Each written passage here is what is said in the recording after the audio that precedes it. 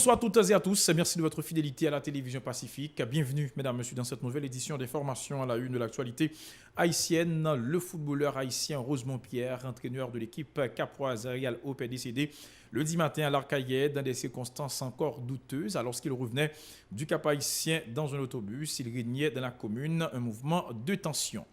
Des Port-au-Prince plaident en faveur du renforcement des services d'urgence sur tout le territoire national. La question de sauver des vies menacées par la négligence constatée au niveau de ces structures. La déclaration de politique générale du Premier ministre nommé est toujours dans l'impasse, une situation qui révolte des résidents de la capitale. Les députés partent en vacances le 10 septembre après la clôture de la deuxième session ordinaire de l'année législative. Ils se réunissent en Assemblée nationale avec les sénateurs. Voilà, mesdames, messieurs, pour l'essentiel de cette édition. Restez branchés sur la chaîne 54.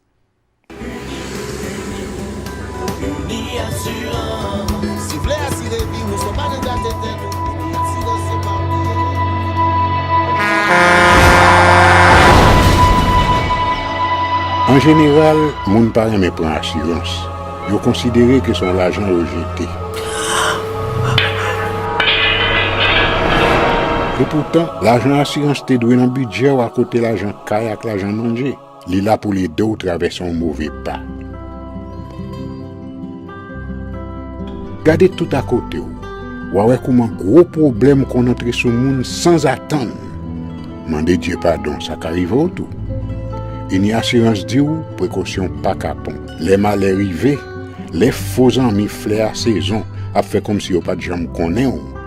Une assurance après ta faire pour le jour, continuer vivre la vie ou quitter ce course là nan men nou. Uni assurance. Vivez en toute assurance. Bienvenue, mesdames, messieurs, dans le développement du journal. Comme annoncé un titre, une situation de tension a régné lundi matin sur la route nationale numéro 1 au niveau de l'Arcaillé, perturbant ainsi la circulation automobile et piétonne. L'international haïtien Rosemont Pierre est entraîneur de l'équipe Real Hope du Cap haïtien qui se trouvait dans un autobus qui revenait du Cap haïtien était bloqué dans la commune. Le footballeur qui avait évacué l'autobus a été retrouvé mort ainsi que notre passager sur la chaussée dans des circonstances encore douteuses. Très tôt, des barricades de pneus enflammés étaient dressées dans plusieurs endroits de la ville de l'Arcaillé. Des tirs d'armes ont été également entendus et les passants ont essuyé des jets de pierre et de bouteilles. Selon certaines informations, il s'agissait de mouvements de protestation contre l'équipe au pouvoir. Autre nouvelle, des citoyens et citoyennes de la région métropolitaine de Port-au-Prince ont critiqué la faiblesse des services d'urgence qui opèrent sur tout le territoire national. Selon ces Port-au-Princiens, des personnes sont souvent victimes de la déficience de ces structures. Ils appellent les instances concernées à prendre des dispositions pour les renforcer. Ce reportage a signé Jean-Marc Sondorcet et Guy Garnoël. Des numéros de téléphone qui ne répondent pas, des sapeurs-pompiers dont les camions sont vides, des ambulances non disponibles, nombreux sont les facteurs qui contribuent à la déficience des services d'urgence en Haïti, déplorent ces citoyens. Pour eux, nul n'est à l'abri d'un accident et la négligence constatée au niveau des services d'urgence est souvent fatale à certaines personnes. Si on accident quelconque, avant pour moun yo joindre soin, après quelques heures, après dater passer. Nous pas présence service d'urgence dans le pays pas non. Parce que on moun met tomber dans l'arrière là, il pas un numéro pour le faire, un numéro d'urgence vraiment pour le tarrer, sauf une famille, le numéro de portable famille, l'urgence pour lui. Mais numéro de 114 c'est d'autres numéros. Selon ces résidents, les plus démunis ne bénéficient pas toujours des services d'urgence publics. Fort souvent, le recours à des particuliers s'impose pour avoir la vie sauve, se désolent ses habitants. Au café appel là, son urgence ou bien pour on réponse malhonnête ou recevoir. Même moun qui là pour ta faire respecter. Numéro urgence c'est eux même qui premier élément qu'a fait des autres là dedans. Même les on moun t'a coupé comme dans la rue pour m'darrer les 114 ou bien 38 38 11 11. M'pas jamais ka joindre parce que yo utilisé dans d'autres fins personnelles. Ces Port-au-Princiens préconisent notamment l'achat de matériel et la formation des agents pour contribuer à l'amélioration des services d'urgence du pays. L'État est capable dans chaque commune, si tu es capable de mettre des services d'urgence et puis faire formation pour jeunes et tout, l'État est vraiment bon. Pour le pays, tu es capable de faire plus avance. dans le domaine urgence. Il suffit que son problème, l'État pays a gagné. Il n'y a pas de leadership là-dedans. Le bon fonctionnement des services d'urgence a toujours été un challenge pour les autorités haïtiennes, estiment ses compatriotes. À leur avis, l'état déplorable de ces structures témoigne du bas niveau de développement du pays. Autre nouvelle, sous les auspices du président de la République, Jovenel Moïse, l'équipe féminine de football U20 et les membres de leur famille bénéficient désormais d'une police d'assurance à l'Office d'assurance accident du travail, maladie et maternité au Fatma. Selon le directeur général de l'institution, Agabus Joseph, le processus est en train d'être finalisé, ajoutant que ces avantages seront également offerts aux étudiants de l'Université d'État et aux syndicats des transporteurs publics. Ces déclarations au micro de Nancy Constant et de Francineus. À l'heure actuelle, côté n'a parlé qu'on y a, au Fatma fini, presque fini, à dette que le doué unité périphérique.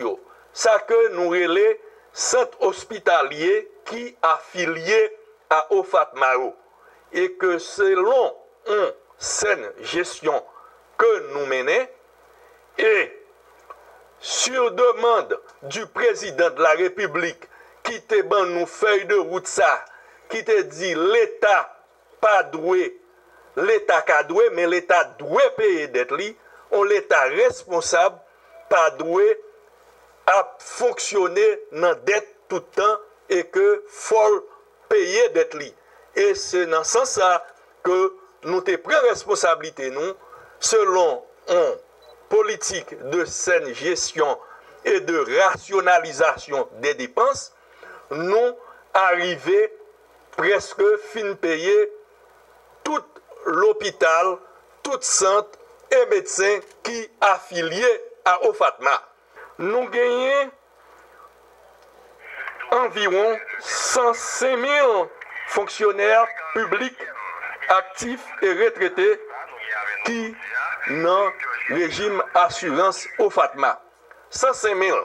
Sous prend 105 000 ça ou multiplier par 4 parce que fonctionnaire qui assuré il a droit à 3 timoun et madame ou mari.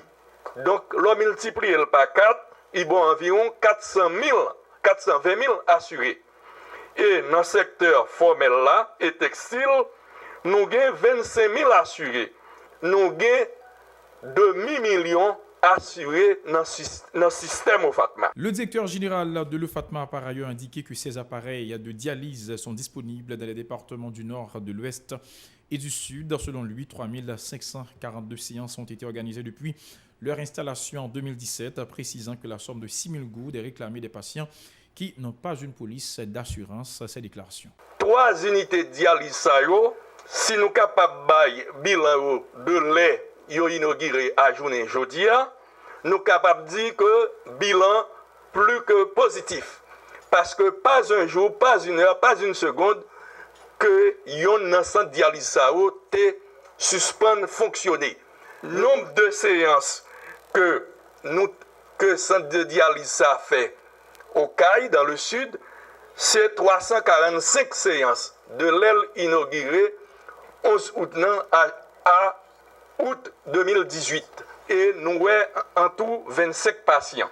Pour cas haïtien, de inauguration 14 août 2017 à journée jeudi, nous faisons environ 449 séances et nous avons 21 patients. Pour l'Ouest, nous faisons environ de l'aile inaugurée le 17 mai 2017, nous avons environ 90 patients. Et total séance que nous enregistrons pour l'Ouest, cité militaire, c'est 2748 séances. Donc, pour 3 centres de dialyse, environ, nous faisons 3542 séances. Et total patient que nous avons, c'est 136 patients. Pour nombre de dialyseurs, nous avons environ 6 machines cité militaire. Nous avons 2 lots qui viennent, sont dans le Canada, que nous pouvons mettre en fonction. Ça capable mettre nous à 8 machines. Pour les cailles, nous avons environ 5 machines. Et pour le cap haïtien, nous avons 5 machines. Donc, si nous prenons 5 Cap Haïtien, 5 Okaï et 6 Port-au-Prince, ça fait environ 16 machines. Dossier politique, plusieurs citoyens de la capitale ont dénoncé le retard constaté dans le processus de ratification de l'énoncé de politique générale du Premier ministre nommé le notaire Jean-Henri Séan. Ils imputent la responsabilité à des parlementaires et l'exécutif qui se sont livrés et qui se livrent encore à une bataille acharnée pour la répartition des postes au niveau du cabinet ministériel. Ce reportage a signé Mario Sylvain et Francineus. Il est anormal que la crise politique perdure environ 2 mois après la démission de Jacques-Guy Lafontaine, ont martelé ses citoyens. Ils n'hésitent pas à prendre des parlementaires et l'exécutif responsables de ce blocage en raison de leur mésentente sur la formation du nouveau cabinet ministériel. Son question, bon, pas ma pas. Parce que c'est pas un cadeau en bas. Si c'est deal pour me faire avant, allez, tu vas gagner un cap fait, pas un pays qui a réglé là. Puis yo dis nous côté parlement tourner. Parlement qui a négocié, tranche gâteau qui a coupé. Parce que si nous connaissons Avril Ferrand, c'est lui-même qui était là depuis sous privé. Dans ce cas-là, lui-même, lui mène parlementaire au bien. C'est cette fois, il a coupé, on tranche l'argent qui doit combien millions de gouttes pour eux-mêmes, pour prendre la main Avril Ferrand. Le retard mis dans la mise en place du nouveau gouvernement ne sera pas sans conséquence sur la situation socio-économique du pays. Et ce sont les plus vulnérables qui vont en faire les frais, déplore une autre catégorie de Port-au-Prinsiens. Sauf que nous connaissons ces populations qui sont toujours victimes. Le budget en pays, c'est dit et niveau peuple l'argent la vivre. C'est dit mais comment socialement mais comment peuple la vivre. Donc où on nous compte si budget a pas arriver voter, il va reconduire l'autre budget et vous comprenez que de jour en jour, il y a une question d'inflation qui a fait, il y a une série de bagages qui viennent monter qui va permettre que le budget n'arrive pas arriver à atteindre et population qui est crasse là. Ces personnes en ont profité pour appeler les autorités parlementaires à prendre des dispositions pour faciliter la séance autour de la ratification de l'énoncé de politique générale du notaire Jean-Henri Séan. C'est fort nèg conscient que je dis à Haïti tout fait nous impasse côté le pas attendre. On premier ministre pas nommer tant date ça pour et que président avec parlementaire pas qu'à jouer nos solutions. Je pense que ça qui est important aujourd'hui, faut que le parlement lui mette un petit emergency en plus qui peut permettre que et budget ça a voté, non seulement budget à voter, mais Premier ministre a voté. Les parlementaires partent en vacances le 10 septembre après la clôture de la 2e session de l'année législative. Si la déclaration de politique générale de Jean-Henri Séan est approuvée par le Sénat, le président de la République, Jovenel Moïse, sera dans l'obligation de convoquer à l'extraordinaire la 50e législature en vue de plancher à leur tour sur le document. Direction le Parlement haïtien où les membres de la 50e législature partent en vacances le 10 septembre après la clôture de leur 2e session ordinaire. Les députés et sénateurs réunis en Assemblée nationale feront le bilan de leurs travaux au cours de cette période. La séance est présidée par Joseph Lambert qui est le président du Sénat. Il est notamment assisté du président de la Chambre des députés, Gary Bodo, qui fait office de vice-président de l'Assemblée nationale. Les députés reprendront officiellement leurs travaux le 2e lundi de janvier 2019. Cependant, le président de la République, Jovenel Moïse, peut les convoquer à l'extraordinaire pour plancher notamment sur le dossier de ratification du Premier ministre nommé Jean-Henri Séan. Voilà, mesdames, messieurs, pour l'essentiel de cette édition d'information. Merci à vous qui l'avez suivi. Toute l'équipe vous invite à rester branchés sur la télévision Pacifique pour la suite de la programmation.